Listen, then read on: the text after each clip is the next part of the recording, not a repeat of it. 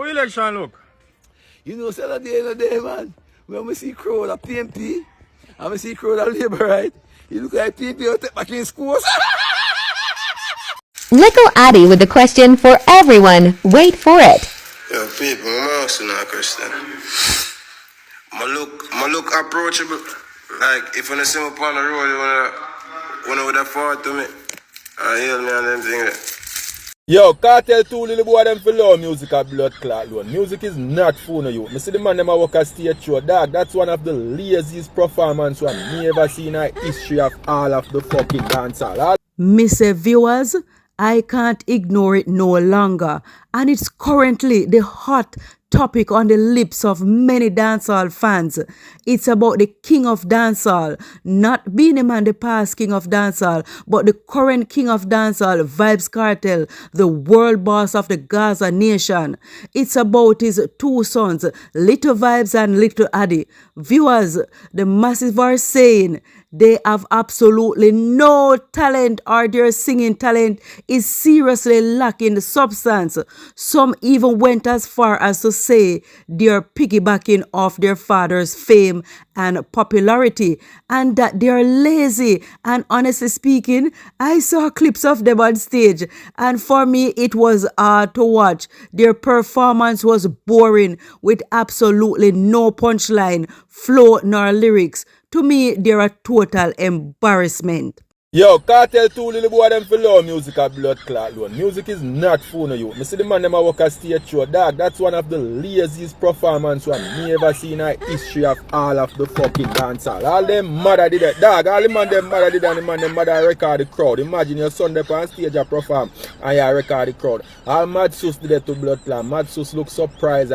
Yo, man, them lazy part, dog, and so dog, you know, music a bumbuckler alone, dog. Not because you know father have blood clot artist. That no means you know African turn artist. You know, is not destined for music, bro. Dog, I saw no lazy part stage show, big vibes and look up big Addy whatsoever. No one blood clot name, Kartel two little boy. Dog, you know too late, dog. You need to take some blood clot Viagra and go up on stage and drink 10 red blood clot bull. Dog, I saw no lazy part stage show, dog. Him and them lazy about buckler like a two hole man. Yo, him and them come like a whole man to pussy clock. You ever hear they say, yo, yeah, drive slow like when old lady going to church? I saw him and them a walk a stage show. Dog, you not ready to stage show yet. Dog, you need look more aggression. You don't need to drink Ted Bob Buckler Red Bull. Yo, no love music alone, bad man. Not because... Viewers, me wonder, the same as all we can see that Kartel's two sons need some drastic improvement in their dancehall music career. Do you believe the world boss hasn't noticed? Or it's a case where he notices, but he wants them to put in the work on their own? Then again, viewers, some people are just born talented, while others have absolutely none. I believe these boys got the opportunity to be anything they wanted to be, but chose the easier route, which is to try and follow in their father's footsteps and be a dancehall artist, capitalizing off their father's fame to push them in the dancehall space. But I believe it has backfired, where the dancehall populace are noticing their flaws. Viewers, do you believe that instead of Kartel focusing on Aishana to enhance her musical career, he should focus on his sons? Wagwan viewers, how are you all doing on today, August 5th? Hope all is well with you and you're looking forward to enjoy the weekend, because today is a Friday.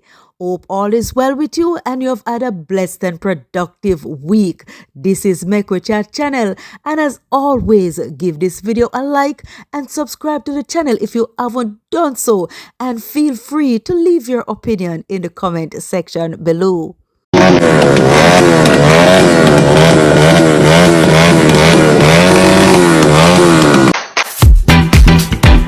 Me choose Jamaica.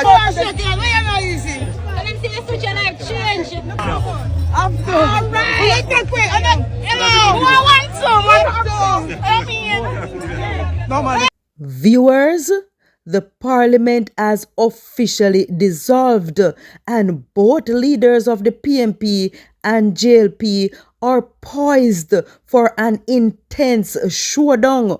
This election is said to be fiercely contested, with analysts firmly believing that each party will aggressively fight for their votes right up until polling deadline.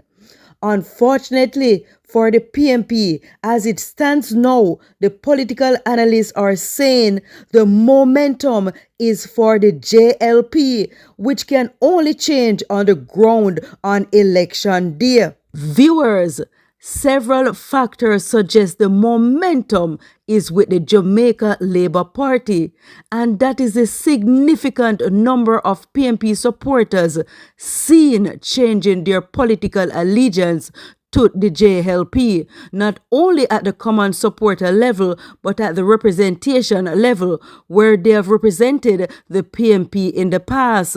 Viewers, if this trend continues, where the JLP can convince PNP supporters to switch allegiance, what do you think is going to happen? You see me? Me go choose Jamaica. I love it. Straight, yeah. Let's go. Standing. Choose Jamaica. I love it. Blessed, All right, love broken. Yeah, we have to make it plus we have switch.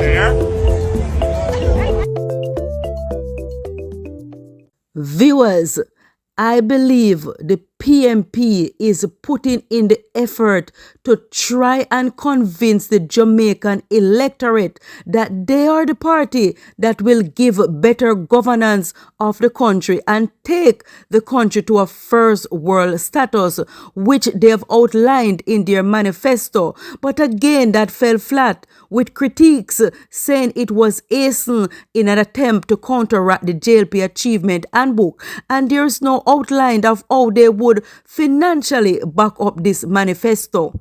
On my phone, I see a report that one of the leaders of the Jamaica Labour Party, boy, may I tell you, pressure I reach them in a man, because them start talk pure foolishness. Him claim say the PNP I use artificial intelligence. Forget them out. Well, first of all, me not use artificial intelligence. A real intelligence me use. Viewers, what are your thoughts on the JLP now having the momentum nearing the general election slated for September 3rd? Do you believe it will continue? No, Ashley, me want back my money.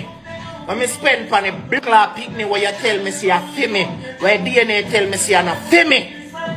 Me want back my money. The cases of domestic violence that lead to murder are high, Madam Speaker.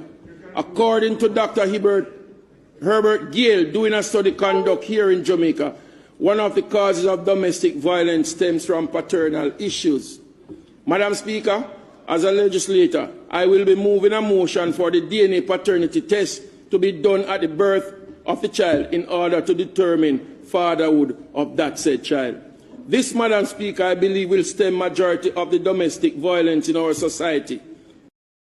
Call the police them and tell them to lock me up right fucking now, Ashley. Mr. Viewers, I believe it's long overdue for the government of Jamaica to urgently put into effect the law that can protect men of Jamaica from paternity fraud, commonly referred to as a jacket giving, which continues to tear families apart and contribute to mental and emotional instability, like what we now seeing playing out before our very own eyes, where dancehall artist Gage is having a mental breakdown on social media about discovering that his child is not his biological child, and he's really talking seriously about recovering financial compensation for all he had spent on the child.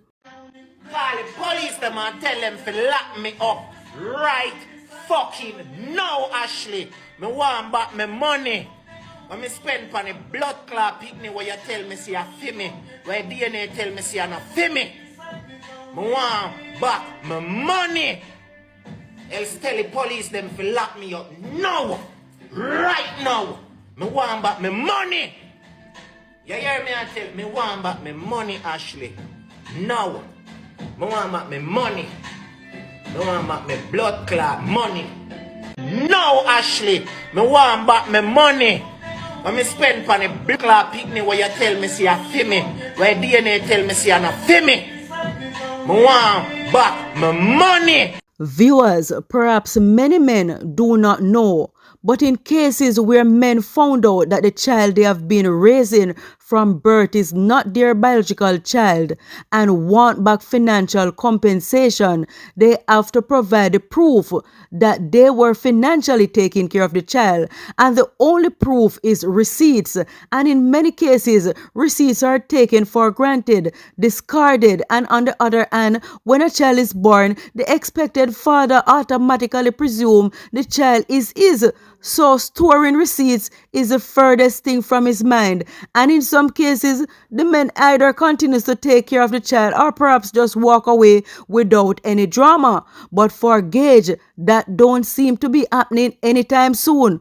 Viewers, what do you think? Do you believe Gage should walk away or get compensation? Viewers, on the heels of Gage finding out that him get jacket and the whole argument and debate about jacket given in Jamaica and paternity fraud, now we have to talk about the decline in the birth rate, where the government is encouraging women to have more babies because we need the population to keep on growing. We don't want to have a country where it is mostly dominated by elder people. We want younger generation to come take over the reign of governance, and everything that we do, we have to left some our offspring them to take over from where we left off. That is our country supposed to run. But there's a decline in women getting pregnant, and the pregnancy rate and the birth is declining, and it is going to affect a lot of things. So the women them have to start to multiply from now. Now take a listen to what Lisa Anna has to say on that topic. Guess what, guys? You're not having enough babies. You're not, because Jamaica's population is shrinking. That's what the news said last week. But I can't blame you. You tell me that, it's hard for you even to afford some of your own living and adulting, let alone thinking of bringing a child into the world. Because guess what? Childcare is expensive. And many of you tell me, so Lisa, who am I going to leave the child with when we have the child and we have to go to work or have to do things for our lives? And raising children feels out of your reach, almost like a luxury.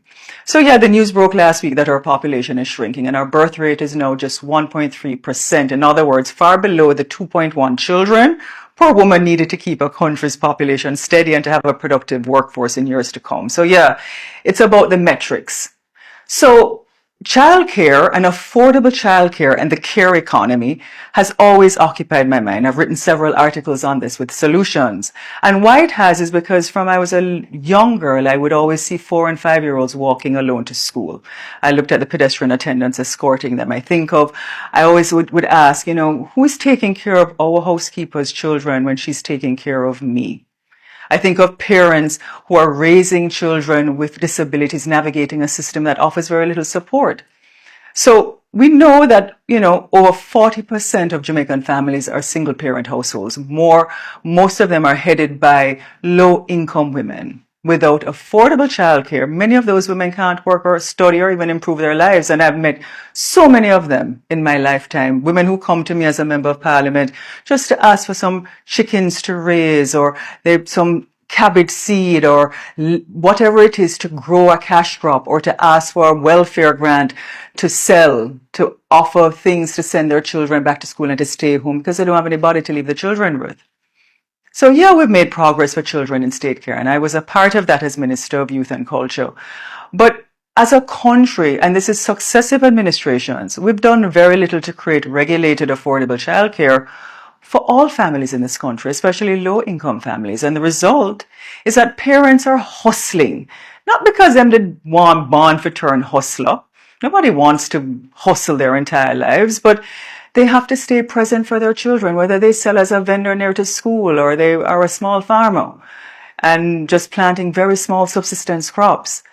But other countries have found solutions. France covers up to 85% of childcare costs and double paternity leave. Denmark guarantees every child a daycare place from age 2, and they get parents to pay a minimum percentage of that cost if as needs be according to that statistic. And Japan offers free preschool for ages 3 to 5, and you can go and look more at it.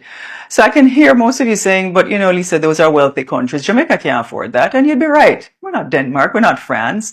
Doesn't matter to me. I've never compared myself to other countries, because that doesn't mean we can't create our own system, and it doesn't mean we can't act, because we have to start from where we are. We can partner with the private sector, as I've said before, and community organizations are already doing the work, scaling them, faith-based organizations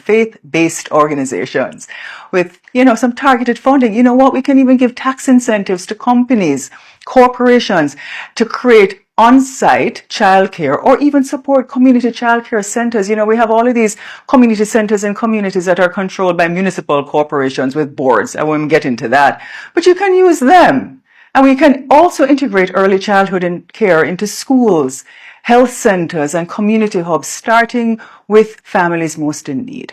So Jamaica might not have billions to spend, but we can invest smarter, because the cost of really doing nothing in lost productivity, in cycles of poverty from women who can't get out there or study, in children that are being left behind, is far greater than the cost of building a solution and starting somewhere. So if we say Jamaica is progressive, then we must prove it.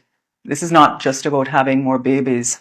That's not what I'm saying. It's about building a Jamaica where no child is a burden and every parent, regardless of income, has the opportunity to thrive. And if you've watched the video to the end, thank you for watching. Until another upload, this is where I say goodbye. Goodbye.